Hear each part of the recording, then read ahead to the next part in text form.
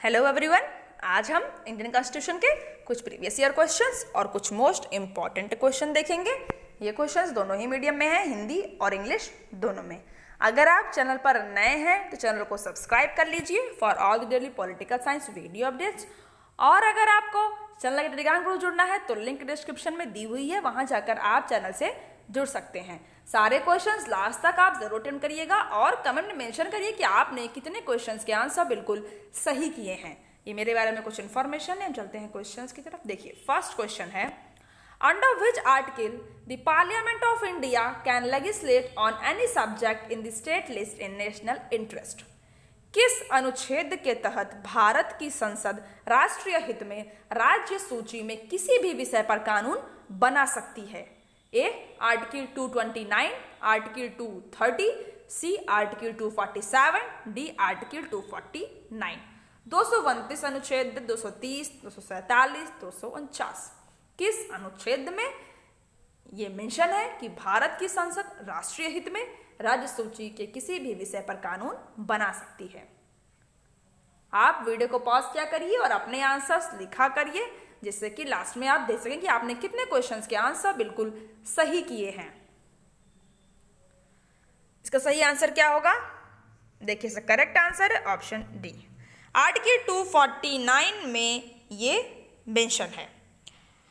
फिर है आर्टिकल 229। इसमें क्या है?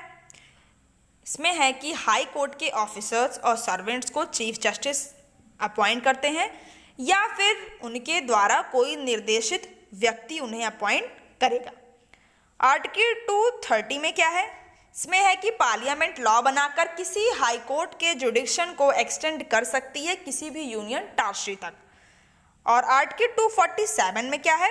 इसमें है कि पार्लियामेंट के पास एक्सक्लूसिव पावर है, वो कोई भी लॉ बना सकती है with respect to any matter not enumerated in the concurrent list और स्टेट लिस्ट।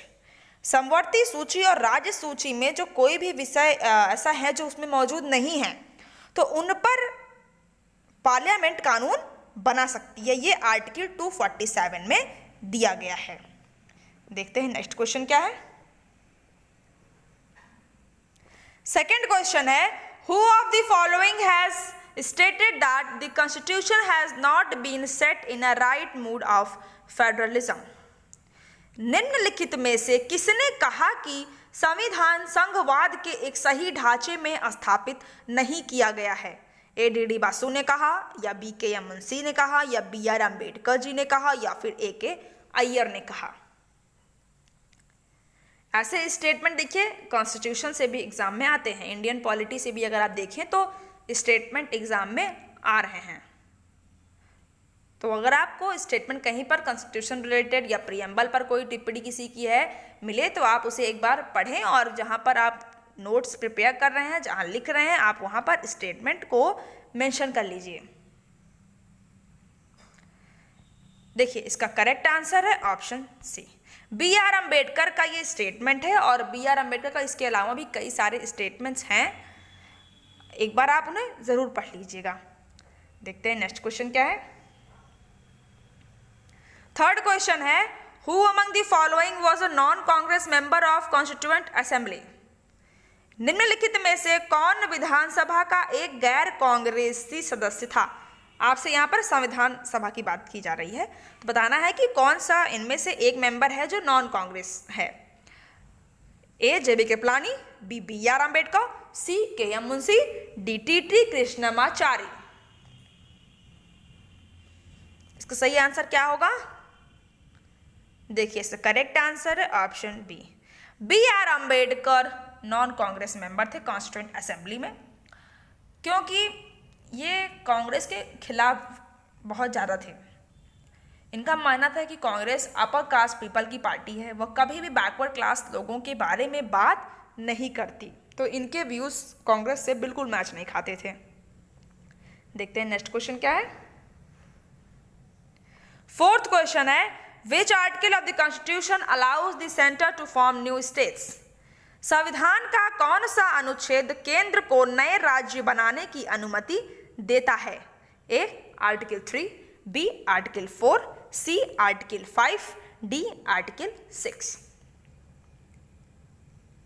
बहुत सिंपल क्वेश्चन है ये। कुछ आर्टिकल ऐसे हैं इंपॉर्टेंट हैं जो आपको याद होने चाहिए। सारे आर्टिकल याद करना थोड़ा मुश्किल है, पर जो इंपॉर्टेंट आर्टिकल्स हैं उनको आप जरूर लर्न कर लीजिए। देखिए इसका सही आंसर है ऑप्शन ए।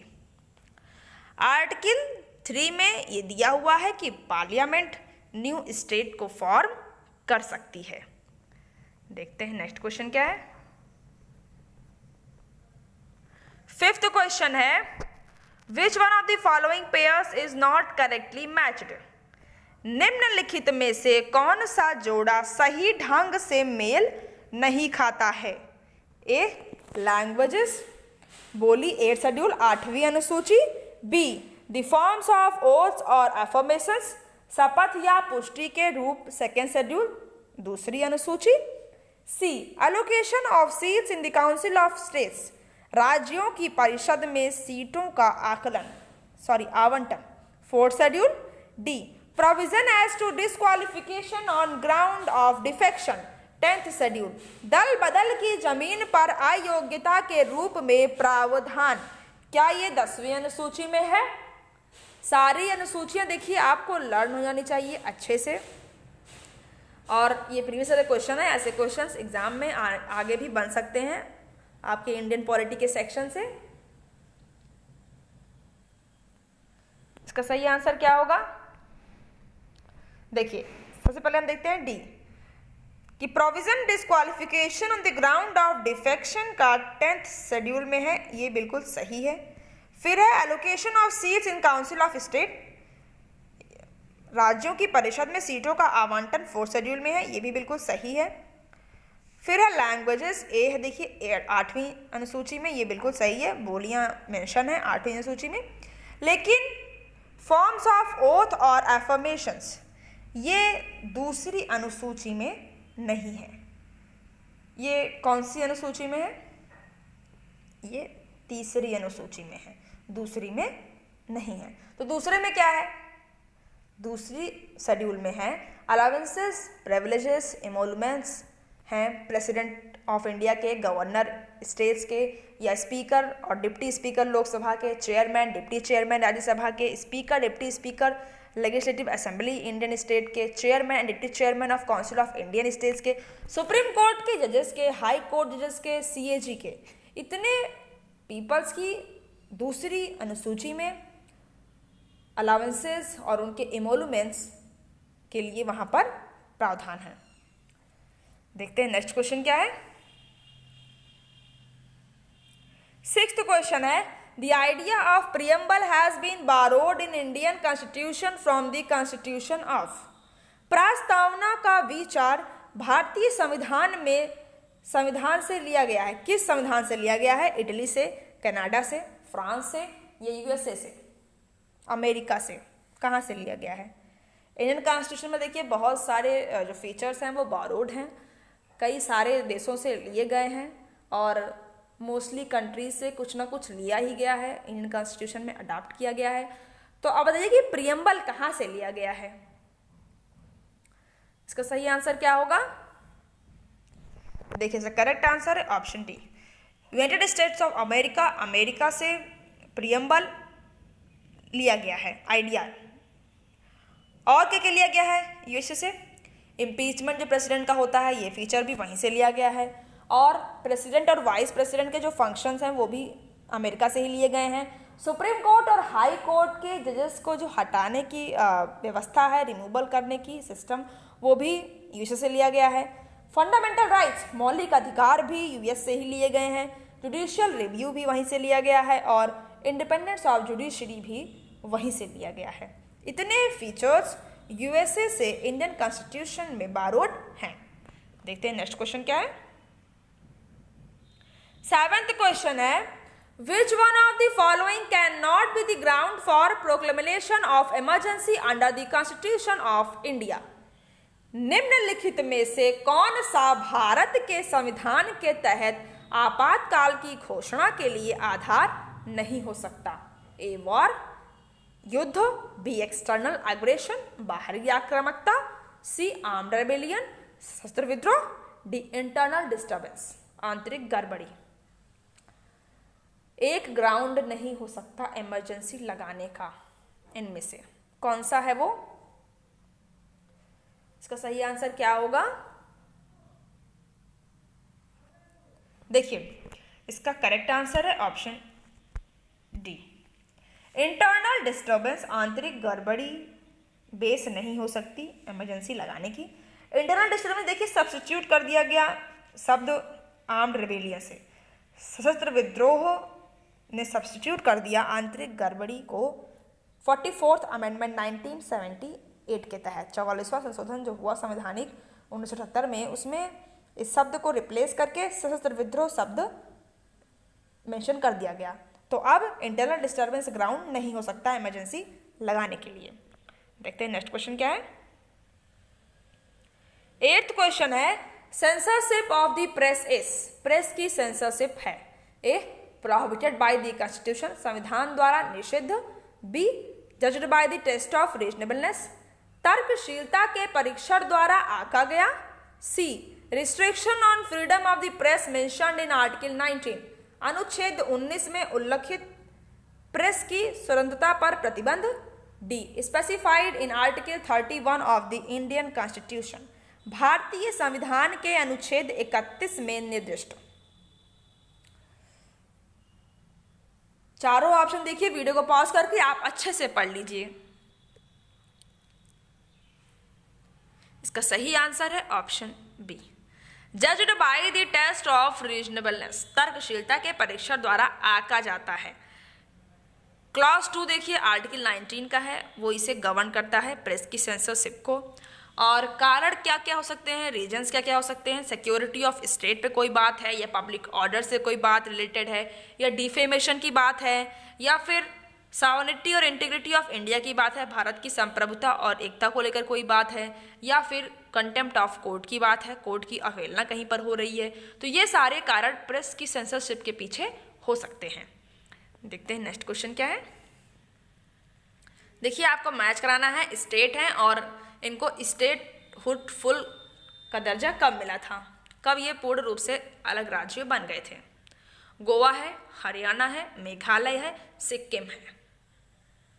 और ये भी देखिए प्रीवियस ईयर क्वेश्चन है, इस तरह भी आप जितने भी स्टेट्स फॉर्म्ड हुए हैं फ्रीडम के बाद, उनको आप ईयर वाइज लर्न कर लीजिए। मैच द फॉलोइंग के फॉर्म में ऐसे क्वेश्चंस एग्जाम में बन रहे हैं। फर्स्ट, सेकेंड, थर्ड, फोर्थ में से सही आंसर क्या होगा? देखिए गोवा को फुल स्टेटहुड का दर्जा कब मिला था? 1987 में मिला था। फिर है हरियाणा को कब मिला था? हरियाणा को मिला था 1966 में। फिर मेघालय को 1972 में मिला। और सिक्किम देखिए एक ही ऑप्शन आपके पास बचता है, तो 1976 में। ए का फोर्थ हो गया, बी का फर्स्ट है, सी का सेकंड है, डी का थर्ड है, यानी इसका फोर्थ ऑप्शन बिल्कुल सही है। तो जिन्होंने भी फोर्थ ऑप्शन लगाया है उनका आंसर बिल्कुल करेक्ट है। देखते हैं नेक्स्ट क्वेश्चन क्या है। 10th क्वेश्चन है, which among the following features of federal system is not found in the Indian political system? संघीय प्रणाली की निम्नलिखित विशेषताओं में से कौन भारतीय राजनीतिक प्रणाली में नहीं पाई जाती है? ए डुअल सिटीजनशिप, दोहरी नागरिकता, B distribution of power between the federal and the state government, संघीय और राज्य सरकार के बीच शक्ति का वितरण, C supremacy of the constitution, संविधान की सर्वोच्चता, D authority of the courts to interpret the constitution, संविधान की व्याख्या के लिए न्यायालयों का अधिकार। फेडरल सिस्टम इंडिया में है, लेकिन इनमें से कोई एक फीचर जो फेडरल सिस्टम में होता है पर भारत में नहीं है। इसका सही आंसर क्या होगा? देखिए इसका करेक्ट आंसर है ऑप्शन ए, डुअल सिटीजनशिप। देखिए जहां पर फेडरल सिस्टम होता है वहां पर ये दी जाती है, लेकिन भारत में दोहरी नागरिकता का प्रावधान नहीं है। इसी वजह से भारत कहते हैं कि ये पूरी तरह से ना तो फेडरल है और ना पूरी तरह से यूनिटरी है। देखिए 11th क्वेश्चन है, which of the following are considered as the parts of the basic structure of Indian constitution? निम्नलिखित में से किसे भारतीय संविधान की मूल संरचना के भागों के रूप में माना जाता है? फर्स्ट है republication and democratic form of government, सरकार का गणतंत्र और लोकतांत्रिक स्वरूप। सेकेंड है secular character of the constitution, संविधान का धर्मनिरपेक्ष चरित्र। Third, division between fundamental rights and directive principle of state policy, मौलिक अधिकारों और राजनीति के निर्देशक तथ्यों के बीच विभाजन। फोर्थ है federal character of the constitution, संविधान का संघीय चरित्र। देखिए इंडियन कॉन्स्टिट्यूशन में बेसिक स्ट्रक्चर की बात आ चुकी है। Kesavananda Bharati case versus state of Kerala जो 1973 में जजमेंट सुप्रीम कोर्ट का आया था, कि जहां पर ये सुप्रीम कोर्ट का आदेश था कि पार्लियामेंट अमेंड कर सकती है फंडामेंटल राइट्स को या फिर संविधान के अंदर जो भी चीज़ें मेंशन है, पर संशोधन ऐसा होना चाहिए जहां पर बेसिक स्ट्रक्चर को नुकसान ना पहुंचे, मूल संरचना को नुकसान ना पहुंचे, वो अमेंड नहीं की जा सकती। अब इनमें से बताइए कि कौन कौन सी वो बेसिक स्ट्रक्चर हैं? ए बी सी डी चारों ऑप्शन देख लीजिए, सही आंसर लगाइए इसको। देखिए republication and democratic form of government ये बेसिक स्ट्रक्चर है, सेकुलर कैरेक्टर कॉन्स्टिट्यूशन का ये भी है, और federal character of the constitution ये भी है, बेसिक स्ट्रक्चर में आता है। लेकिन division between fundamental rights and DPSP ये नहीं आता बेसिक स्ट्रक्चर में। तो इसको सही आंसर क्या हो जाएगा? फर्स्ट, सेकंड, फोर्थ, इसका डी ऑप्शन बिल्कुल सही है। और बेसिक स्ट्रक्चर में क्या आता है? देखिए सुपरमेसी ऑफ कॉन्स्टिट्यूशन आता है, संविधान की सर्वोच्चता,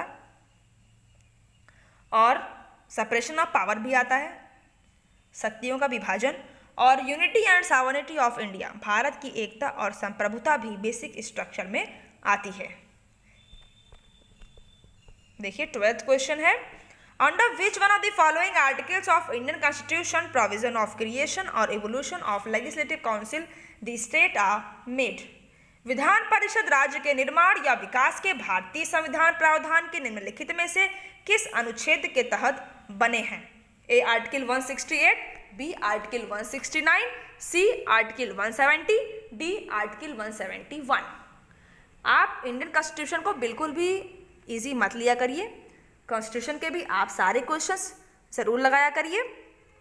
देखिए आपको आता है तो इससे आपका रिवीजन हो जाएगा, और अगर आपको नहीं आ रहा है, कहीं पर कोई आर्टिकल ऑन द स्पॉट आपको क्वेश्चन के समय नहीं आया, तो आपको वहां पर एक बार पता चल जाएगा कि हाँ इस आर्टिकल में ये है, इसलिए आप क्वेश्चन जरूर लगाया करिए। किसी भी यूनिट को आसान लेना या किसी यूनिट को बहुत ज़्यादा टफ लेना, ये दोनों ही आपके लिए एग्जाम पॉइंट ऑफ व्यू से सही नहीं हो सकता। भले ही आप पूरी 10 यूनिट ना पढ़ें, 7 पढ़ें, 8 पढ़ें, लेकिन जितनी पढ़ें अच्छे से पढ़ें, फिर उसका आपका अगर कोई क्वेश्चन एग्जाम में आ जाता है तो आप वहाँ पर फंसे ना उसके क्वेश्चंस में। जितना पढ़िए अच्छे से पढ़िए और अपना बेस्ट दीजिए। अब इस क्वेश्चन का आंसर क्या होगा? देखिए इसका करेक्ट आंसर है ऑप्शन बी। आर्टिकल 169 में ये प्रोविजन दिया गया है कि लेजिस्लेटिव काउंसिल स्टेट की बनाई जा सकती हैं।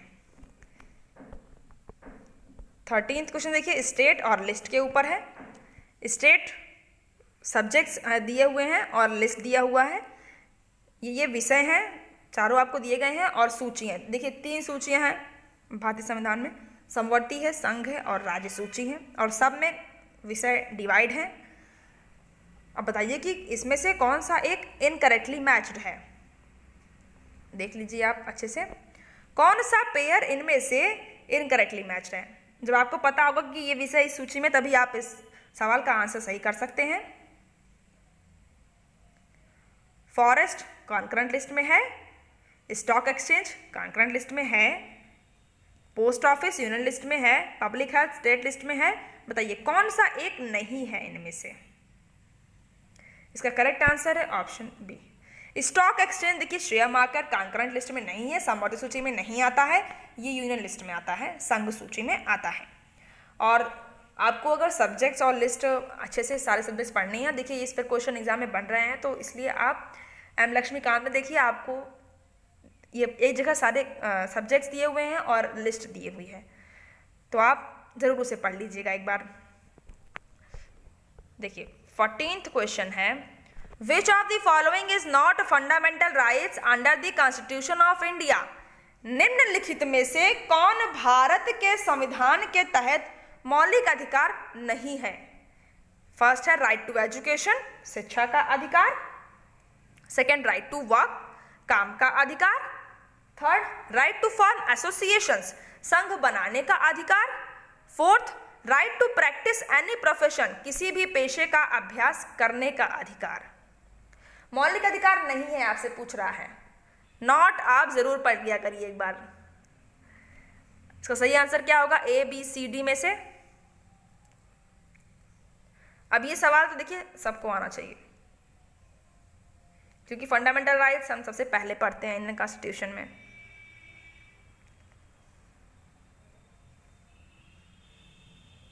देखिए राइट टू एजुकेशन ये मौलिक अधिकार है, संघ बनाने का अधिकार ये भी है, right to practise any profession ये भी है, लेकिन राइट टू वर्क, ध्यान दीजिएगा, काम का अधिकार ये फंडामेंटल राइट नहीं है। ये एफआर में इसमें तो नहीं है फंडामेंटल राइट्स में, पर डीपीएसटी में है। आर्टिकल 41 में काम का अधिकार दिया गया है नीति निर्देशक तत्वों में। तो सही आंसर क्या हो जाएगा?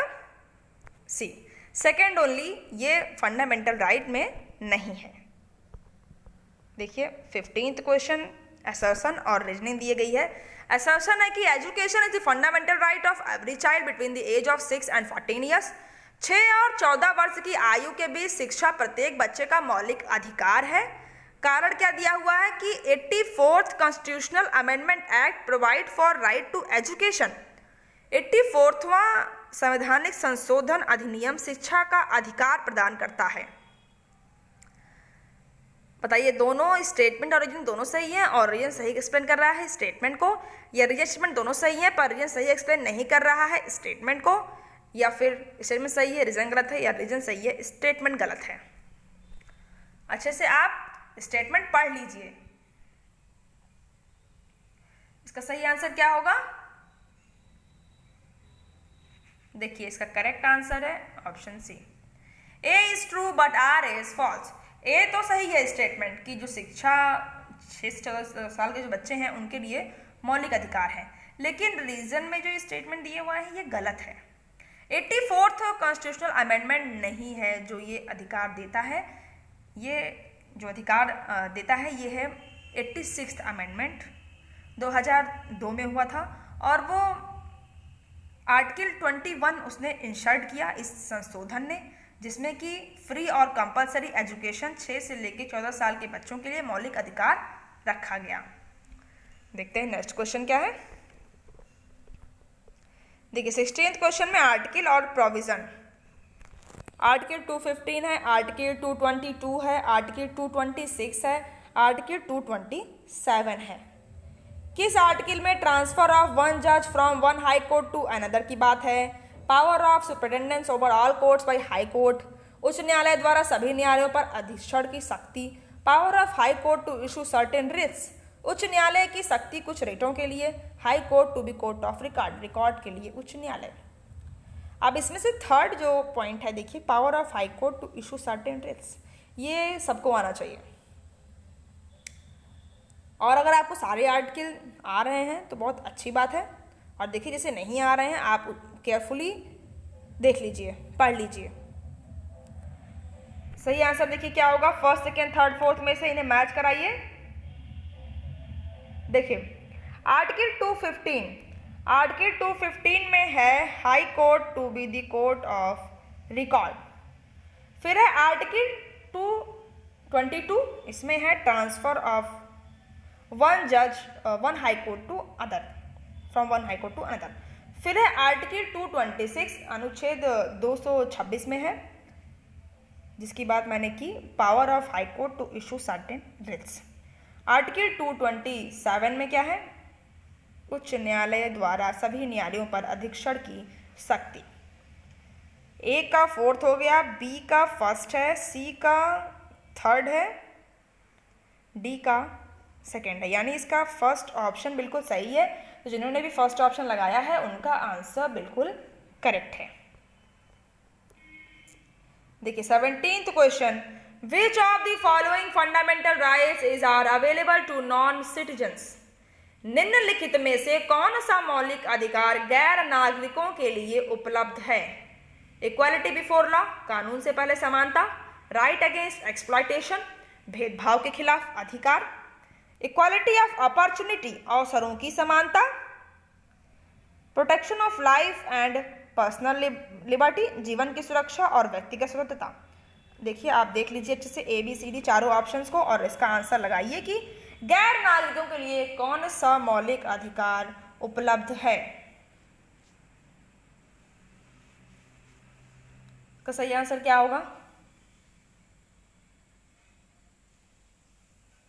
देखिए इक्वालिटी बिफोर लॉ, कानून से पहले समानता, ये उपलब्ध है नॉन सिटीजन्स के लिए भी, और protection of life and personal liberty, ये भी अवेलेबल है नॉन सिटीजन्स के लिए। इसका सही आंसर क्या हो जाएगा?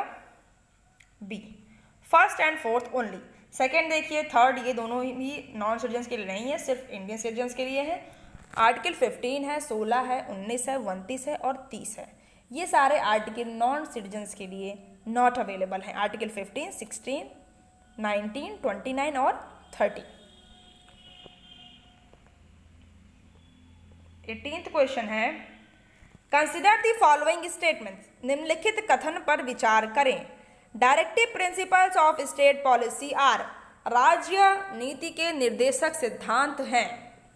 First, directive in the nature of idea of the state, राज्य के आदर्शों की प्रकृति में निर्देश। Second, directives influencing and shaping the policy of state, राज्य की नीति को प्रभावित करने और आकार देने के निर्देश। थर्ड है, non justiciable rights of the citizens, नागरिकों के गैर न्याय संगत अधिकार। DPSP के बारे में कौन सा स्टेटमेंट सही है?